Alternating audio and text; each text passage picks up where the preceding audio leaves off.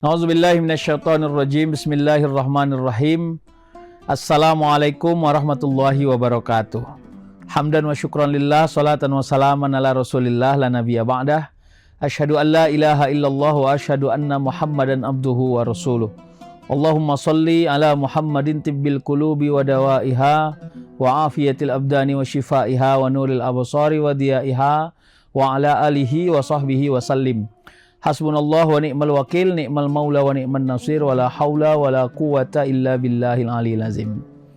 Tribuners yang dirahmati Allah Subhanahu wa taala, hajat kita yang paling besar selama menjalani hidup ini adalah menjadi orang yang mengerjakan semua perintah Allah dan berupaya dengan sekuatnya meninggalkan larangan-larangan Allah. Para ulama kita menyebutnya imtisalul awamir wajtinabun nawahi.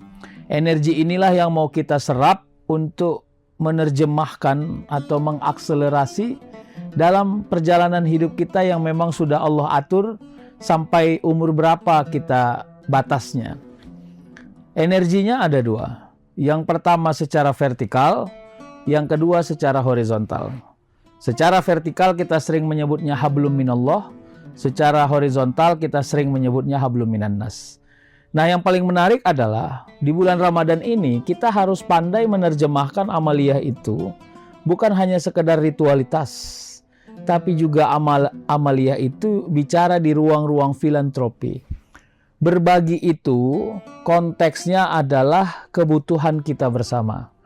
Kebutuhan orang yang menerima dan sejatinya ada kebutuhan kita orang yang memberi. Jadi kita harus pandai melihat dan membangun paradigma berbagi di bulan Ramadan itu adalah energi yang tidak boleh ditinggalkan karena sensitivitasnya terjaga. Bayangkan ada orang yang sedang membutuhkan, berharap kepada Allah kiranya ada orang yang mau memudahkan urusannya, berbagi rezeki kepada dirinya, lalu kita hadir pula di sana untuk memudahkan urusannya. Kira-kira apa kontribusinya kepada diri kita? Jawabannya, kontribusinya kepada diri kita adalah kita dilatih atau melatih diri merasa sensitif pada masyarakat atau masalah masyarakat yang terjadi. Sensitivitas ini yang mahal karena kadang-kadang tingkat keakuan kita itu terlalu dominan ya. Saya mau ajak kita untuk membangun pemahaman ya, termasuk di Al-Baqarah itu kan Allah sebut man zallazi yuqridullaha qardan hasanan fayudha'ifahu lahu ad'afan katsira wallahu yaqbidu wa yabsutu wa ilaihi turja'un. Jadi kata Allah, siapa yang mau berbagi kepadaku, menghutangi aku, kata Allah, nanti kalau seandainya dia mau meminjamkan aku, kata Allah, qardon hasanan, yang pinjaman yang baik, maka aku akan menggantinya dengan ganti-ganti yang banyak. Fayudha'ifahu lahu ad'afan katsira. Bisa saja di situ dalam bentuk harta, bisa saja dalam bentuk kemudahan, bisa saja dalam bentuk hidup. Nah, maka oleh karena itu kata Allah, wallahu yaqbidu wa yabsutu wa ilaihi turja'un. Tapi ingat, yang menyempitkan itu Allah, yang melapangkan itu Allah, dan hanya kepada Allah kita kembali. Sampai-sampai di ayat itu Allah nanya siapa yang mau kasih dia pinjam loh. Tanda bahwa manusia ini sifat dasarnya adalah kikir sekali, pelit sekali. Tingkat keakuan kita pada harta yang kita miliki mendominasi.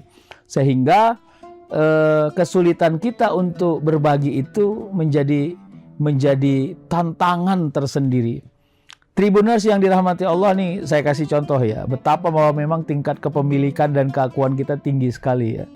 Suatu hari seorang ayah baru pulang bekerja naik motor, terus dia berhenti di rumahnya, dia lihat anaknya sudah, yang masih kecil, sudah mandi, sudah rapi.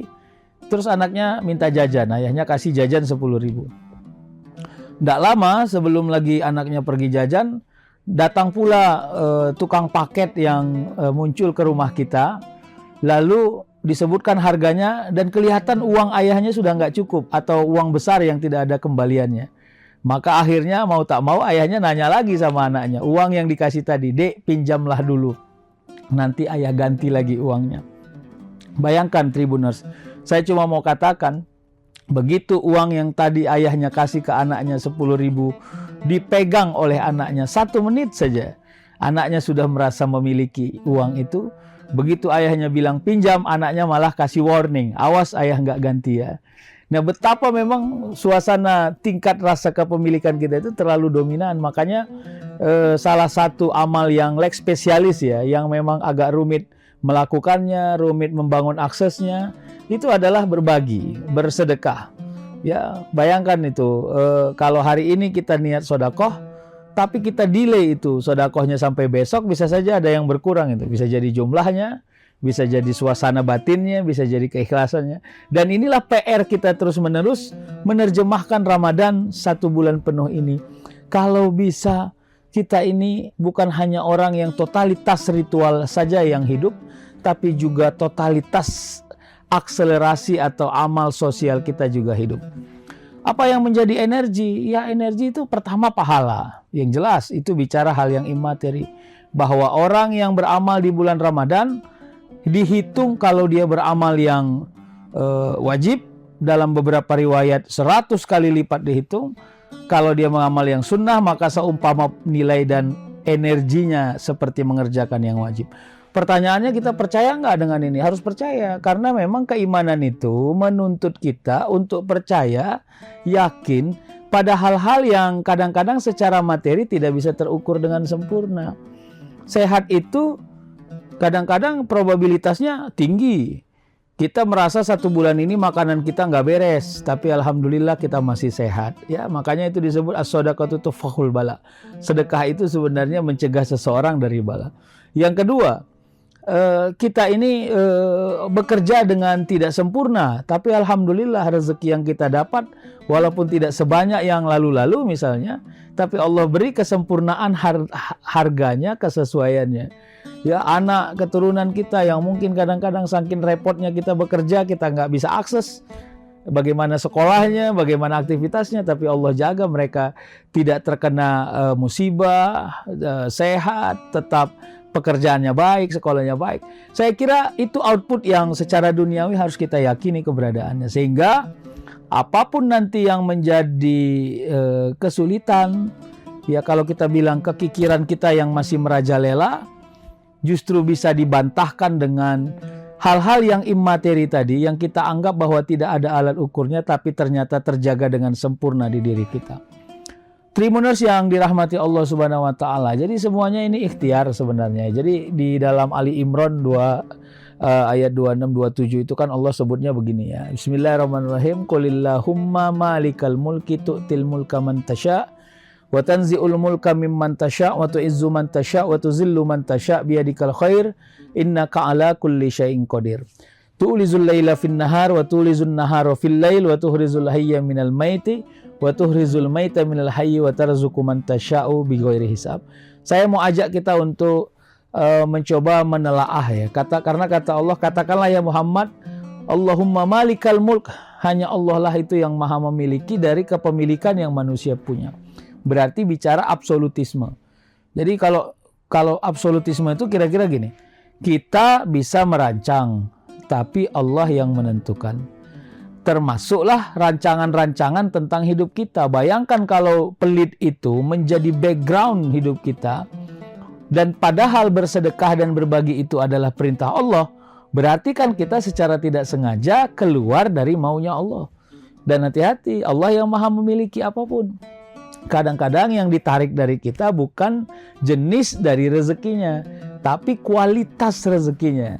Ya kalau mau dibilang ya sesuatu yang aturannya manfaat di kita malah sekarang sudah tidak terasa manfaat. Sesuatu yang harusnya masih berkontribusi kepada diri kita sudah tidak berkontribusi. Berapa banyak harta yang kita miliki, ya mungkin dulu waktu mencarinya kita sangat susah payah, tapi hasilnya justru tidak sempurna kepada diri kita. Nah, inilah PR-PR yang mau kita rajut ya, supaya kita ini jangan sampai terjebak pada kekesalan di masa mendatang. Ya, itu kalau istilah Islam itu kan muflis namanya. Muflis itu ya orang yang bangkrut. Siapa itu orang yang bangkrut? Orang yang mengumpulkan amal tapi seimbang pula dia dengan kelalaiannya, seimbang pula dengan dosanya, seimbang pula dengan kesalahannya. Oleh karena itu apa lagi kata Allah? Tu'til mulka man tasya wa tanzi'ul mulka mimman tasya wa tu'izzu man tasya wa tuzillu man tasya. Allah bilang dia yang memiliki kerajaan yang itu, yang dia punya itu. Dia bisa beri kepada siapa yang mau. Dia bisa ambil lagi kerajaan itu. Dia bisa memuliakan orang, bisa menghinakan. Kenapa? Innaka ala kulli syai'in qadir. Karena yang maha menentukan itu adalah Allah Subhanahu wa taala. Lalu Allah perkuat, tulizul laila fin nahar wa tulizun nahar fil lail. Allah bisa mengganti malam menjadi siang, siang menjadi malam, yang hidup menjadi mati, mati menjadi hidup. Nah, finishing dari ayat ini yang menarik. Allah sebut wa tarzuqu man tasya'u bighairi hisab. Aku bisa beri rezeki kepada siapapun yang aku mau, tidak pakai kausalitas, tidak pakai sebab akibat, tidak pakai proses. Allah bisa melakukan itu. Nah, pemirsa Tribuners, saya mau ajak kita, nah kalau begitunya logikanya, ini kan matematikanya sedekah ya, matematikanya barokah rezeki. Kalau kita punya harta 10, lalu kita keluarkan 3 di jalan yang hak, boleh saja dengan sedekah, infak ya, berbagi tadi karena pahalanya besar, maka sisa harta kita adalah 3 atau harta sebenar kita adalah 3. Kalau pakai matematika yang sempurna, 10 kurang 3 sama dengan 7. Tapi kalau pakai matematika sedekah, 10 kurang 3 sama dengan 3. Kenapa 3? Karena 7 yang bersisa kita habiskan untuk urusan dunia ini. Tapi 3 yang kita sedekahkan, yang kita awalnya merasa bahwa itu kita hilang harta, sebenarnya itu jadi nilai amal kita di sisi Allah. Jadi memang suasana kebatinan itu penting kita miliki, agar kita tidak terjebak dengan rasa capek pada kebaikan-kebaikan yang kita punya. Ingat ya, salah satu kerumitan kita menjalani hidup sebagai orang taat adalah kita ini merasa capek jadi orang baik, merasa capek berbuat baik, dan tidak betah menjalani kebaikan. Kenapa? Karena kita menganggap hasil dan feedbacknya tidak jelas. Jangan juga capek menjadi orang baik dan orang taat. Sebab kehidupan kita ini alat ukurnya bukan hanya tentang kepentingan kita, tapi juga kepentingan apa yang Allah perintahkan kepada kita dan apa yang Allah larang dalam perjalanan hidup kita. Tribuners yang dirahmati Allah, oleh karena itu ayo kita isi Ramadan ini dengan sebenar-benarnya. Ya, pastikan saja bahwa kita ini walaupun tidak maksimal bisa mengisi Ramadan ini dengan sempurna setelah kita kalkulasi, tapi setidaknya kita jangan jadi orang yang zong, orang yang apes, orang yang ngerasa bahwa mengerjakan Ramadan ini hanya interaksi-interaksi yang sangat simbolik. Kita terjebak dengan ritme yang habit, yang biasa, tapi suasana amaliyahnya nggak ada. Ya, berbuka iya, tapi kita puasa enggak, misalnya gitu ya. Kita banyak rezeki, tapi sedekahnya enggak, misalnya kira-kira gitu ya. Kita ikut war takjil misalnya, tapi kita tidak pernah menikmati sebenarnya bagaimana bersabar jadi orang berpuasa itu. Hati-hati ya. Ayo kita geser paradigma berpikir kita. Ramadan ini kita jadikan sebagai ruh. Pertama ritual, yang kedua ruh muamalah, berbagi. Dan ingat, di bulan Ramadan ini Allah besarkan pahala kepada siapapun yang mau berbagi, berinfak, bersedekah. Karena ingat, setelah kita wafat, maka pahala dan kebaikan itu pula lah yang menjadi sahabat sejati sampai kita di yaumil hisab nanti. Terima kasih, semoga yang saya sampaikan bisa bermanfaat. Sehat semua kita dan selalu dalam lindungan Allah. Wallahul muwafiq ila aqwamit thoriq. Wassalamualaikum warahmatullahi wabarakatuh. Download Tribun X sekarang, menghadirkan lokal menjadi Indonesia.